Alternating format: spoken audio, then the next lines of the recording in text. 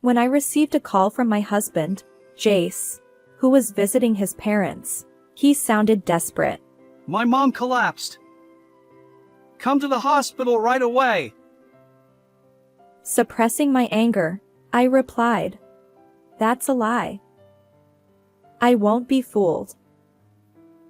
Jace retorted, Why would I lie about something like that? Just come already. His anger flared, and he ordered me around. It was time to set things straight. My name is Madison. At 38, I make a living as a manga artist. My husband, Jace, is a doctor who took over the dental clinic previously run by his late father-in-law. Our daughter, Lydia, is a first-year middle school student, and everything seemed to be going smoothly. However, we faced two significant problems. First was the presence of my mother-in-law. Initially overbearing, her interference intensified after my father-in-law's death 10 years ago, leaving me perpetually stressed. My mother-in-law would say, Jace is a doctor. You should handle all the household chores and childcare while supporting him. A manga artist? Drawing won't earn you any money. Stop those bad influences on Lydia and focus on her education. She constantly criticized my methods and even meddled in my work. Despite living an hour away, she took the train almost daily to mentally attack me. When I consulted Jace replied gruffly, She's just nagging. Listen to what mom says, okay? His bad mood had a reason, our second problem. The dental clinic he managed was consistently in the red. Recently, a new doctor had been stealing our patients. Understandably so, as Jace's dental skills weren't top-notch. Patients reluctantly visited us because there were no other options, but with the new clinic opening, it was only natural they'd switch. I was fed up with Jace's consistently bad mood. Mom, you don't need to pay attention to Grandma's words. I really love your comics. Lydia, thank you. Lydia was always on my side, providing the only support I had. But then a major event shook my world. We've decided to take Lydia in with us. What? What do you mean? My mother-in-law made an outrageous statement out of the blue. We can't trust you with her. I'll educate her properly. The truth was, Lydia had failed her middle school entrance exam. My mother-in-law, who wanted Lydia to become a doctor like Jace, was furious. She blamed my lack of discipline as her mother for Lydia's failure and decided to take Lydia under her wing to train her. I can't accept that. Of course, I refused. Lydia hadn't even expressed a desire to become a doctor. I conveyed all this and vehemently opposed it, but my mother-in-law wouldn't listen. I turned to Jace for help. A change of environment will help her learn better. Besides, with you around, she'll just read comics all day, which isn't good for her education. But... Anyway, it's already decided. Stop complaining and listen. Exactly. You're our daughter-in-law, after all. And so, they forcibly moved all of Lydia's belongings to their house and completed the paperwork for her transfer to a nearby middle school. I'll just go along with what they say. I'll be fine. But... Lydia had learned the hard way that neither Jace nor my mother-in-law would consider her opinion. She gave up without a fight and went to live with them. I couldn't help Lydia, and disappointment filled me as I obediently followed their decisions. It seemed they took away Lydia's smartphone at their place, and she couldn't freely communicate with me. With Lydia gone, I sank into despair, unable to focus on my beloved work. My unstable income and fear of losing custody made me contemplate divorce. Yet, the thought of losing custody terrified me, so I resigned myself to daily melancholy. Strangely, since Lydia went to my in-laws' house, Jace had become kinder. His work kept him away most of the time, and even when he was home, we rarely conversed. But lately, he'd buy cake on his way back and engage in dinner conversations, as if we were a normal, affectionate couple. I was suspicious and decided to ask Jace what was going on. "What's up with you lately? You seem to be in a good mood." Oh! Actually, the number of patients coming to my hospital has increased. I see. So that's why he became kinder. I agreed with Jace's statement and thought that maybe I could do it now, so I bravely told Jace how I felt. "Listen, I'll work hard, so please let me live with Lydia." That discussion should have been over already. Besides, if she transfers schools again, it will cost a lot of money and paperwork. I know, but Lydia is only 13 and I'm worried.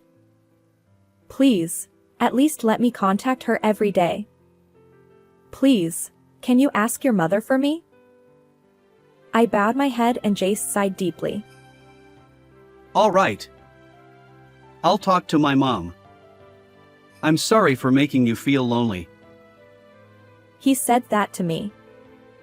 I felt a little hope and my heart lightened. The next evening, I was preparing dinner. After yesterday's events, I felt that the distance between Jace and me had narrowed, so I made only his favorite dishes, but I got a message from Jace that he would be late. I was disappointed, but I thought he must have had something to do at work, so I resumed making dinner. That's when it happened. I heard the sound of the front door opening, and before I had time to wonder, the living room door opened with a loud thud. I was startled and tensed up, but to my surprise, it was Lydia who was there. "Huh? Lydia?" Mom. Go buy a security camera right now and install it in the garage. Lydia said that and handed me a letter. There's a detailed explanation written there, so read it. Hurry up or Grandma will find out. Lydia didn't have time to rejoice at the reunion, and she told me that one-sidedly, and hurriedly left again. I felt that something was wrong from Lydia's appearance, and I quickly read the letter. And I was chilled by the horrible truth that was written there. A week later, Jace went back to his parents' house and said he wanted to talk to his mother and Lydia. I'll tell you how Madison feels, so wait for me. Okay. How are you going to get back to your parents' house? Do you want me to drive you? Jace was bad at driving and hardly ever drove, so I asked him that and he said, No. I'll take a taxi. He said that and left the house in a hurry. I saw Jace off to his parents' house and prepared myself for what was about to begin. 3 hours after Jace left for his parents' house, I got a call from him. My mom collapsed. Come to the hospital right away. When I answered the phone, Jace said that to me in a desperate tone, so I replied with suppressed anger. That's a lie. I won't be fooled. Jace was silent for a few seconds, then shouted, Why would I lie about something like that? Hey, did you notice? I installed a security camera in the garage. What? There, I saw you cutting the brake hose last night. When I told him that, I could tell that Jace gasped on the other end of the phone. If you want me to drive so badly, why don't I take your precious, named Sadie? Shall I drive with her next to me? No! Jace was clearly shaken, and I sighed deeply. Did you think I wouldn't find out? You were hardly ever at home, saying you had work or something. But you were probably going to that woman's place, weren't you? No! I didn't cheat. You won't admit it? Then I'll go to that woman's house and confront her. If she lies too. Then Jace interrupted me. You don't have any proof, do you? You don't need to go that far. I don't have proof, but it will be clear soon. What do you mean? I mean, you're going to be arrested. Right after I said that, I heard the sound of a police siren over the phone. What did you do? What? I just told the truth. How dare you, a doctor, try to take someone's life for selfish reasons? You better reflect on your actions in prison. Shut up. I won't be caught. He yelled and I heard him running, as if he was trying to escape, so I told him loudly. You shouldn't run, you know? You'll only make your crimes worse. Jace didn't hear me or ignored me, and I only heard the sound of him running, but a few minutes later, I heard him being restrained by a police officer. No! I'm a doctor. I didn't do anything. Then why did you run? That's... Anyway, I'm innocent. Let me go. He kept resisting until the end, but the call was cut off in the middle. I was worried about what happened, but the police contacted me and said they had taken him to the police station safely, and I was relieved. Lydia, are you okay? Mom. After the police questioning was over, I met Lydia, who had also been questioned. You must have been tired from being asked so many things. This is what Lydia told me. A few weeks after Lydia started living at her grandparents' house, Jace was called by his mother and came to their house. There, the two of them were discussing how to make me disappear in an accident and get the insurance money, and Lydia happened to overhear them. They thought that if he said his mother collapsed, I would rush to the hospital, and if I had an accident, that would be the reason, and no one would suspect the car was tampered with. His mother had been living on her husband's inheritance, but she spent money recklessly, and soon the inheritance ran out, and she was living in debt, and she was in desperate need of money.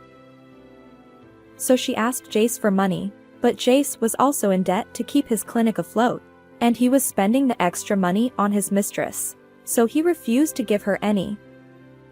His mother was in trouble, so she suggested this to Jace. Why don't you put a lot of insurance on Madison and get rid of her? What? Get rid of her. You have someone else you love, and you need money, right? It would be convenient if she was gone. I would be saved if I got the money, too. It's a win-win situation. That's true. And they planned this crime.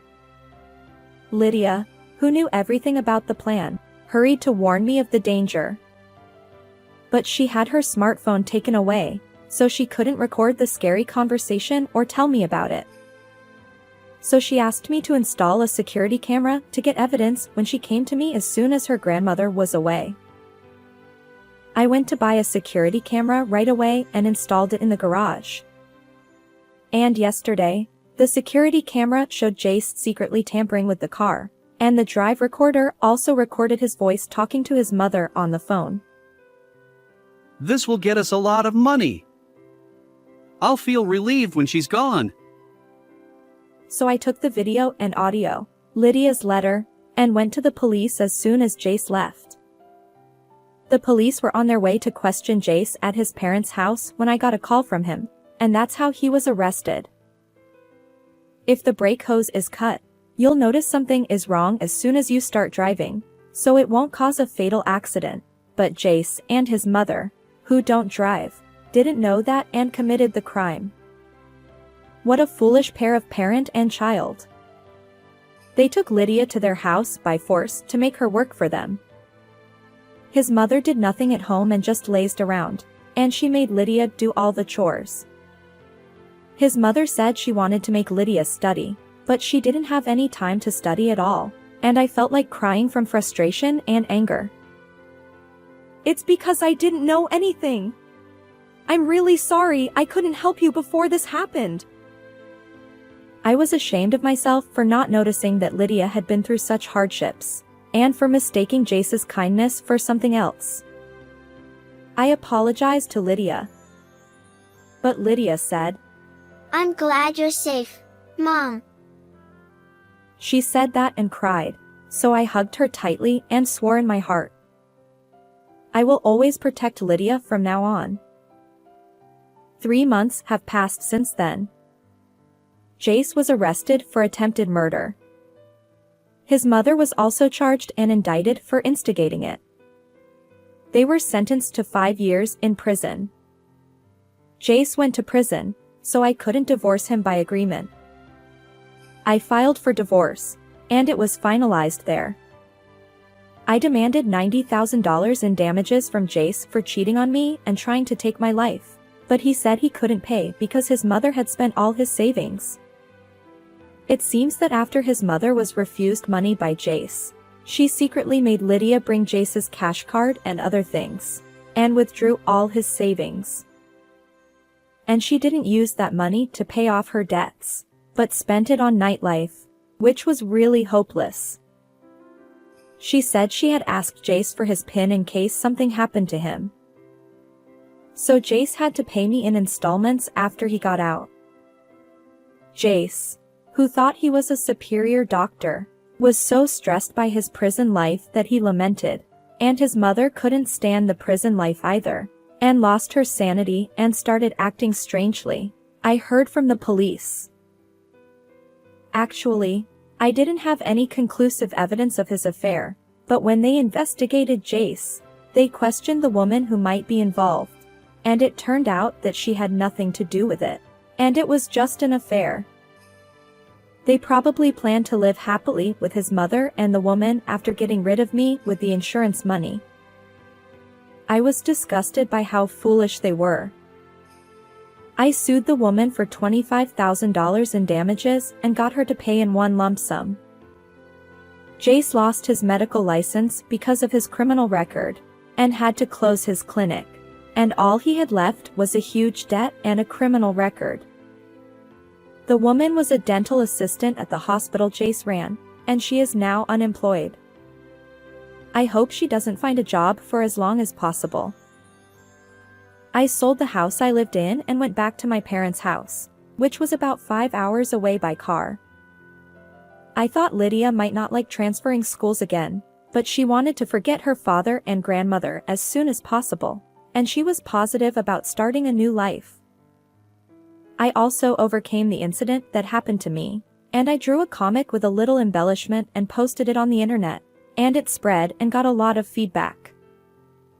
My popularity as a manga artist also increased, and I got a new serialization. I was happy that there was something good after something bad. What kind of story are you going to write next? Well, you'll see when the serialization starts. Hey! Tell me. I haven't completely overcome the incident yet, but I'm going to work hard with anger and pain as my motivation. And I want to live peacefully with Lydia. How did you like this story? Please subscribe to my channel. See you in the next video.